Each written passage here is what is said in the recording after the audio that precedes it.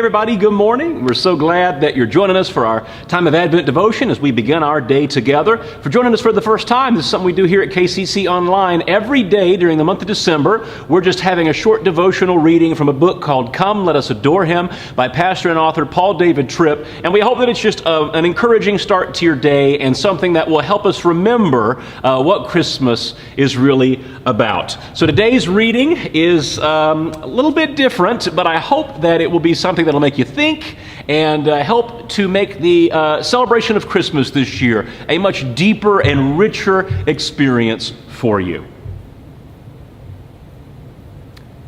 You and I are skilled and committed self-swindlers. Now, I know that this is not how you would expect a Christmas devotional to begin, but hang with me. You would probably expect talk of angels and shepherds, a star in the sky, wise men and a baby in a manger. But all of these story elements, which are so familiar to us, would not have been necessary without the single dark reality that we all work so hard to deny. From the moment of the very first sin in the Garden of Eden, human beings have worked to deny what is true about them. That is, that we all desperately need what only God's grace can give us.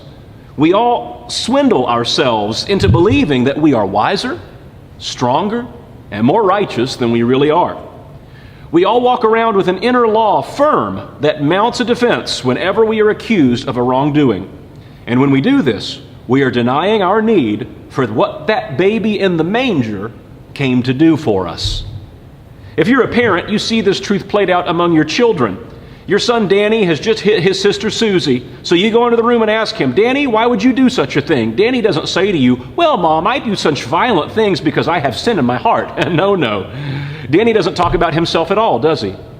He talks about Susie, and he lays blame for the violence on Susie. Danny has swindled himself into believing that the wrong he has done is not his fault at all. It's someone else's. So what we all need to confess is that denying our need for grace is much more natural to us than confessing our need for grace. Let me suggest 4 ways that we all tend to swindle ourselves into believing that we don't need the rescue that Jesus was born to provide. Number 1, we all tend to minimize our sin. We all have ways of naming ourselves, as naming our sin as something less than sin. We say, we're not really mean, it's just our personality. We blame our poor attitudes on the weather, sickness, or busyness. We deny that our lies are lies. We tell ourselves that our lust isn't really lust, but just the enjoyment of the beauty of God's creation. With endlessly creative skill, we all tend to work to minimize the sin that we commit every day. Number 2, we all tend to doubt the wisdom of God's law.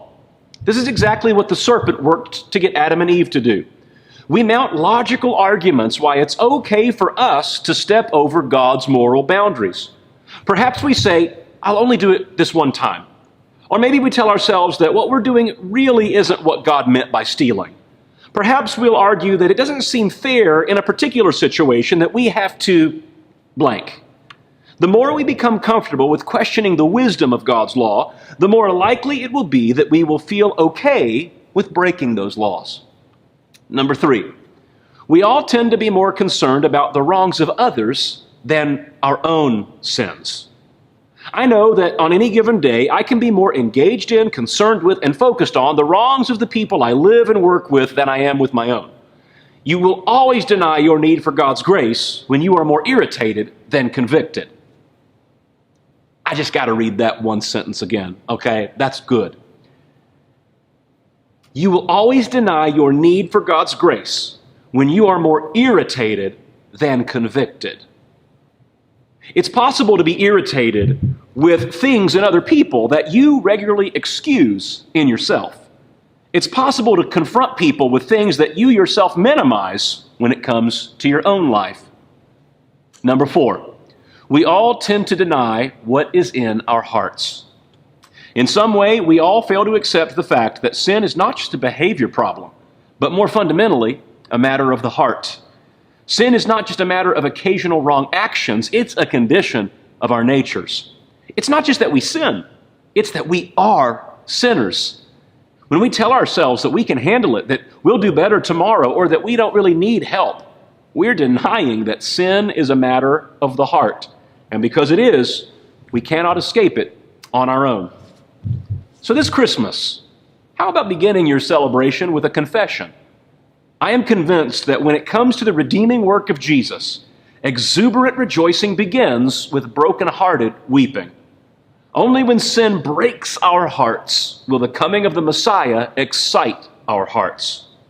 And there's grace for this. That's the good news in the midst of the bad news. There's grace for this. There's grace for you. There's grace for me.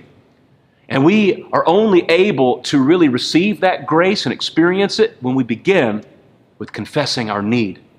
We're so glad that you've joined us today, and I hope this will be an encouragement and a challenge to you this morning. I'll see you right back here again tomorrow at 9 a.m. for our next time of Advent Devotion.